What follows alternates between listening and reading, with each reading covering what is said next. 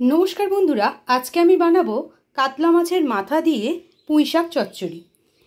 निয়েছি कातला माछेर माथा, पुঁই শাক, आलू, कुमड़ो, बेगुन, काँचा लंका, हलुद गुঁড়ো, लवण, सादा तेल।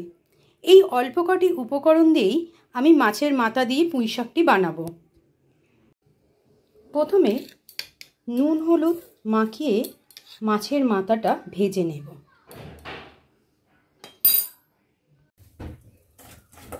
তেল গরম হয়ে গেছে, এবার মাছের মাথাটা দিয়ে দিচ্ছি।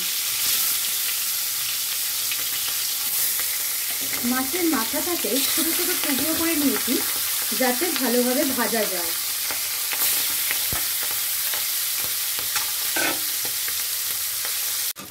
মাছের মাথাগুলোকে খুন্তি দিয়ে ভেঙে আরও ছোট ছোট টুকরো করে লাল লাল করে ভেজে নিচ্ছি। লাল লাল করে ভেজে নিলে কোনো রকম আঁশটে গন্ধ ছাড়বে না, আর পেঁয়াজ রসুনও দিতে লাগবে না। মাছের মাথাটা লাল লাল করে ভাজা হয়ে গেছে, এবার আমি তুলে নেব। ফোড়নে দেওয়ার জন্য নিয়েছি 5 ফোড়ন আর শুকনো লঙ্কা।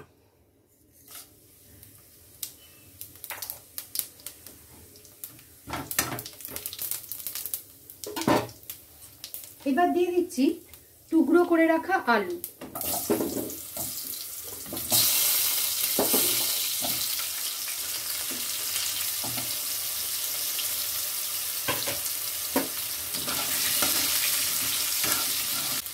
দিচ্ছি টুকরো করে কেটে রাখা কুমড়ো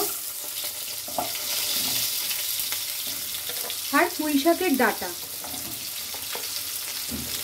এগুলোকে আমি একটু ভালো করে লাল লাল করে ভেজে নেব।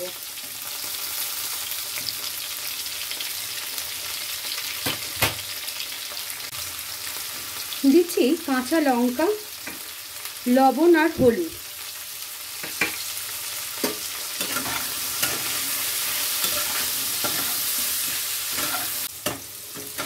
সবজিগুলো ভালোভাবে ভাজা হয়ে গেছে, এবার দিয়ে দেব কেটে রাখা বেগুন।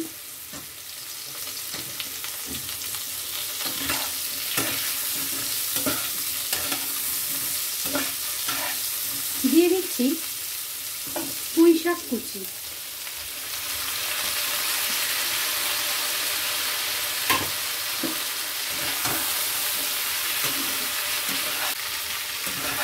একটু ভালো করে ভেজে নিয়ে জল দিয়ে ঢাকা দিয়ে রাখবো 10 মিনিট, কারণ সবজিগুলো মোটামুটি সিদ্ধ হয়ে এসছে, খুব বেশিক্ষণ লাগবে না।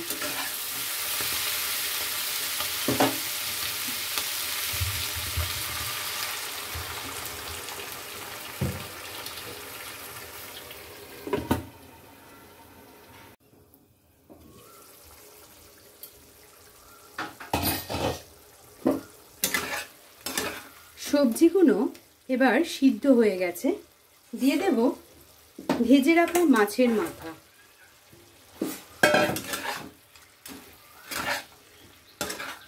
মাছের মাথা দিয়ে বেশিক্ষণ ফোটাবো না, আর দিয়ে দেবো অল্প একটু মিষ্টি।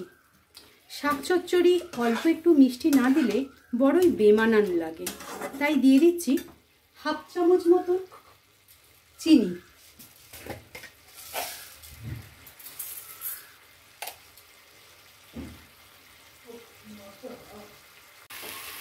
খুব সামান্য উপকরণ দিয়ে এইভাবে তোমরাও পুঁই শাক চচ্চড়ি বানিয়ে দেখো, কোনো রকম আঁশটে গন্ধও ছাড়বে না, আর স্বাদেরও কোনো পরিবর্তন হবে না।